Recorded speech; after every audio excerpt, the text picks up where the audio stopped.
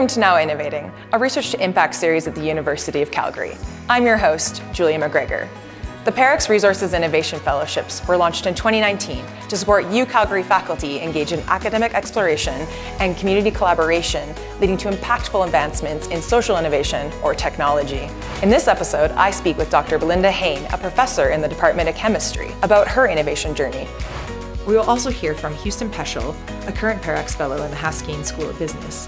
And Dr. Pierre Kennepohl will tell us more about the application process and opportunity that the fellowships can provide to all UCalgary faculty. Hi, Belinda, and welcome to Now Innovating. Hi, Julia. Thank you for having me. I'm so excited to have you on the show today. First, I'd just like if you could tell our audience about your area of research. Yes, absolutely. So my area of research is really at the intersection of photochemistry and nanotechnology.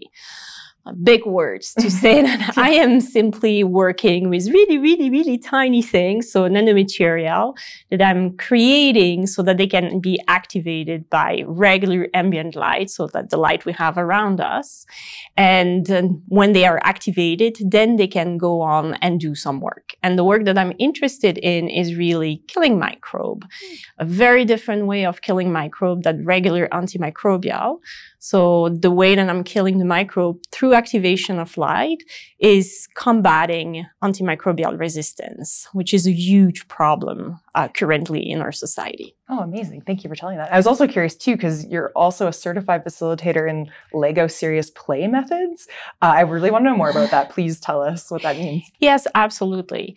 Lego serious play was created for corporate, and it's really for making meeting much less boring than they are usual.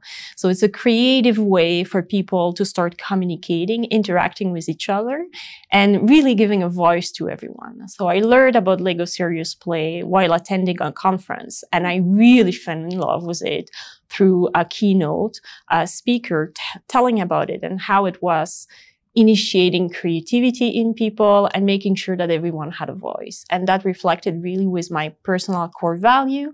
I decided to get trained in becoming a facilitator and incorporate that in my teaching, because I was teaching a very complicated course with lots of concepts which are very abstract. And I wanted to make sure that the student had a tool to visualize those abstract concepts. And Lego is fantastic because you build something, and you know, as a kid, you build something, it's a Lego brick, but you can make a metaphor of it, and you can be like, oh, this is what it represents. So it was really giving the student the freedom to representing extremely complex concept with like simple bricks. Our episode, we're really kind of centering about, the Parex Resource Innovation Fellowships, and you were a fellow in 2020-21. Yes. So sorry about that timing, I guess, for, years of COVID. But I was really curious if you could tell us more about the research discovery that you were looking to advance through that fellowship.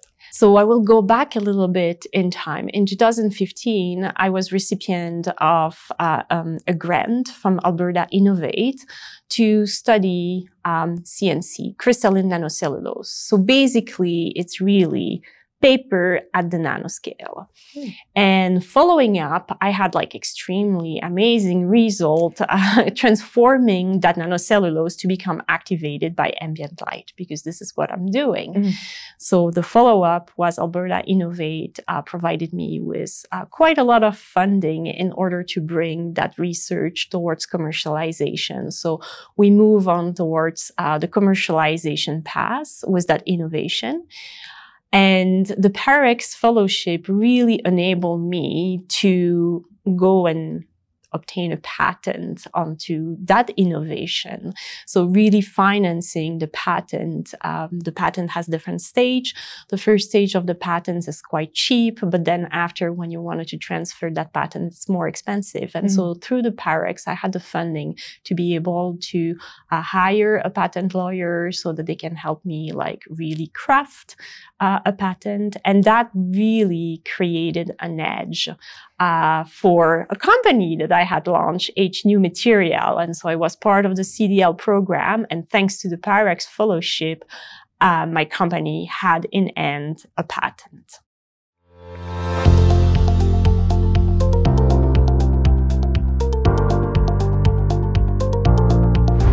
Houston Peschl. I am a Parex Fellow for 2023, and I teach at the Haskayne School of Business.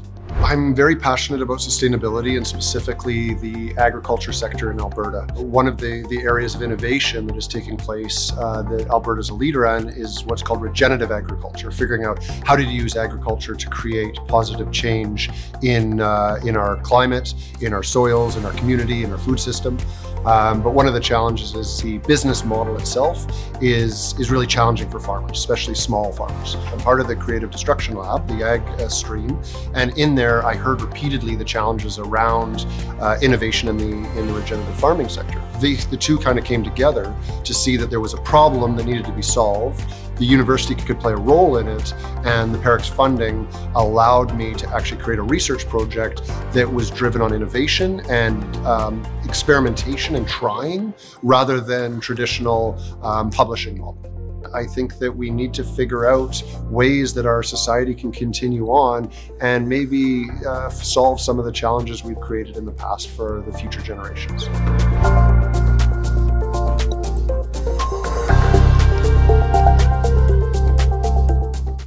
So you mentioned your startup, H New Materials, and so I kind of want to ask this question about about risk, because you did launch that startup, but it did fail. Yes. In the end, so I'm just you took that risk to pursue that commercialization pathway. Looking back, on your commercialization journey, what were the biggest takeaways from that you can now apply to your teaching and research today? I would say I discovered a life outside of academia. That biggest risk made me discover a world outside. I've never quitted school. I started school at 2.5 years, like kindergarten, which is like how old you start in Belgium, and I never quitted. So really, there is a life outside of academia, which is very different than the life that we have in academia. And so the big takeaway has been for me to be able to communicate my science, but as well start my science in a different point of view. As a scientist, I have been trained to be discovery-based and really go and follow my guts and what I want, in a sense, like, oh, this is cool, let's do that. And very often I was, as a scientist, when someone is asking you, but why are you doing that? And it's interesting to me. So I'm like, why don't you see the interest? Yeah.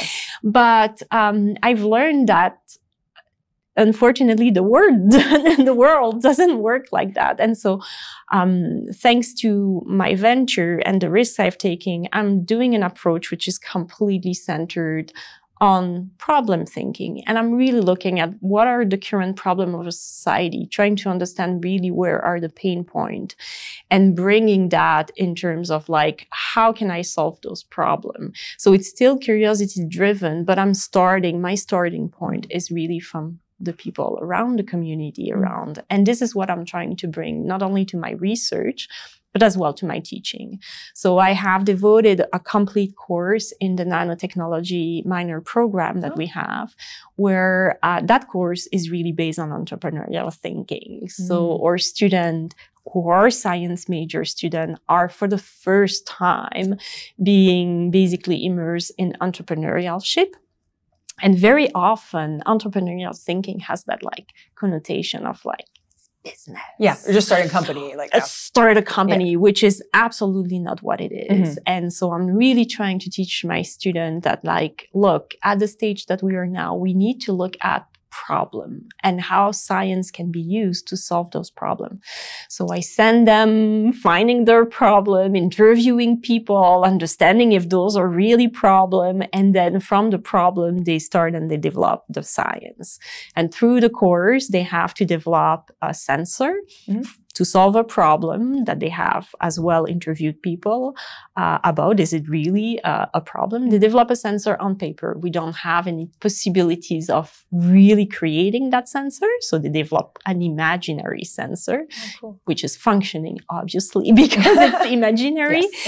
And then they create their own company, which is a fictitious company, and then they do a pitch, and they pitch to the rest of the class, and then the rest of the class is acting as venture capitalists, and they have monopoly money, and we are like funding some companies. So yeah. That sounds really cool. I want to take that course. That's really neat. Thank you for sharing that. And I'm curious too, like, you've said you've taken this, like, looking for the problems and still being creative in what you're doing. So, but what'd you do differently now if you were trying to launch a new startup? Thinking more about the name of the startup. Oh, yeah? So H New Material is very geeky. It's called H New Material because we are using light in order to basically kill microbe. And a photon of light, its energy, E, is equal to H nu. And as geeky we were like, wow, we're creating light-activated material, H nu material. Yes, it didn't work like that. So having a much better name, but as well, starting really from the problem. I think that one of the issue and why many startups that are coming from discoveries and innovation in the lab are not necessarily launching. It's because we are not starting from a problem. We are starting from a discovery, and then we are trying to find a problem that fits. Right. And sometimes, even though it could be a great solution, it's not necessarily something that will be able to be implemented in the real life. So starting from the problem first will be my change and the name of the company. Excellent. Thank you for sharing that. Like, I really want to illustrate that, like, not every commercialization journey ends like, it's just like you're successful right away. Like, so I think thank you for just sharing, like, your learnings and how you've been able to apply that. Yep.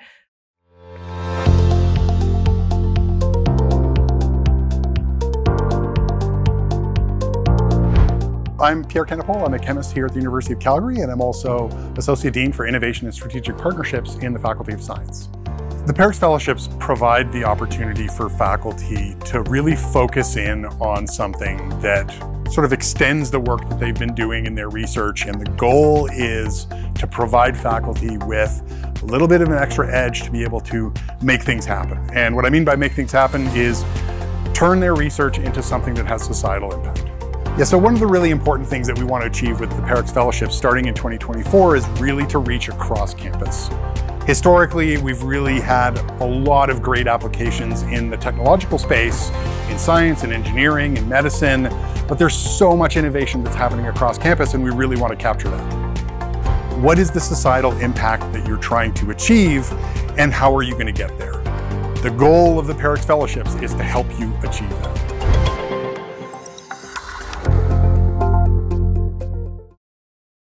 And I know now you're actually a mentor with the Academic Entrepreneurs in Residence program. Yes. So how has your commercialization journey that you've been on lent yourself to being a mentor in this and, talking to other researchers and faculty members about who are interested in pursuing their own, journey? Yeah, when I was approached by Adam and he was like, do you want to be a mentor? My first answer was like, do you know that I failed? I was like, how can I be? But I think this is like, failing is just part of the process. There are very few startup companies which are succeeding. I've grown, I've learned so much. And I think that this is how I can provide back to the community. Some of the pitfall that I went through, I can trying to warn the entrepreneur about those pitfalls. One of the things that I'm really passionate about is being able to communicate your science very clearly and communicating the problem that you're trying to solve. So I spend a lot of time with the companies, like with the startup, like with the people who are part of the AIR program, going into that, defining their problem better. And I've created a network of people as well. And so this is where I can as well link some people. Or maybe you should talk to this person, should talk to this person. Because I think it's one of the important things is really the network of people that you know. Yes. And that might make the difference between a successful startup and a startup that is failing is really the people that you know. Yeah, I really like how you've illustrated too, being able to define your problem, understanding the problem space. And the science communication piece is so huge, right? Because as you're saying too, like you're talking to people that are a lay audience or investors, and if they don't know what you're trying to do, then they're not going to give you any money. No, monopoly or real. Exactly. Excellent. And so Belinda, I have one last question for you. What advice would you give to other researchers who are curious about pursuing innovation, but are afraid of failure? I think failure is just one part of the process. You shouldn't be really looking for the outcome. You should really looking for the journey, because you're going to learn so much. And especially like people in academia, we went through a process that is so unique and very different than what the real world outside of this wall are.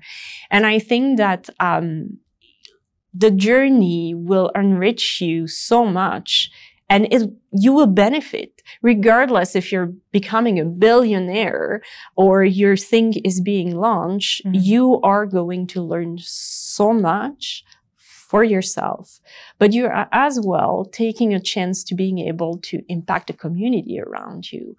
And really, that is important. Regardless if you're succeeding or failing, you're going to impact the community around you, being your student, being the people within the startup that you're working with, or being, if you're successful, you never know, like the people around in the community who will use your innovation.